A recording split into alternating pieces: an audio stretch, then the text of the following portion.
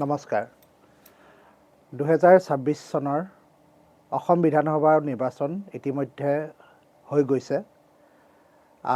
এই বিধানসভা নিৰ্বাচনৰ যি এক সমীক্ষা হয় যে কোন দলে কিমানখন আসন পাব, এই সমীক্ষা বৰ্তমান চলি আছে। বিভিন্নজন ব্যক্তিয়ে সমীক্ষা আগবঢ়াবৰ কাৰণে প্ৰচেষ্টা চলি আছে।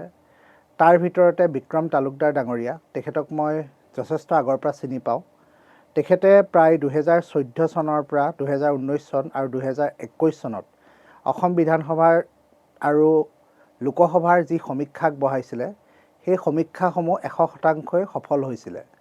আৰু এইবাৰো 2026 চনৰ যি অসম বিধানসভা নিৰ্বাচন হৈ গ'ল, তাৰ যি সমীক্ষা তেখেতে ইতিমধ্যে প্ৰস্তুত কৰিছে বুলি গম পাইছোঁ।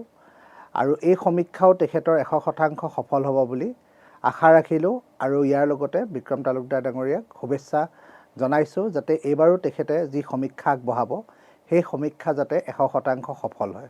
ধন্যবাদ।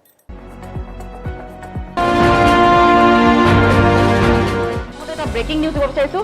ফুলখাৰী ইতিমধ্যে বিক্ৰমৰ যাদুৰ বাকচ মুকলি হ'ল। বিক্ৰমৰ নিৰ্বাচনী অংক আৰু আখৰে আখৰে মিলিল পূৰ্বানুমান। আখৰে আখৰে মিলিছে। মই পুনৰ জনাইছোঁ, সেই পূৰ্বানুমান আখৰে আখৰে মিলিছে।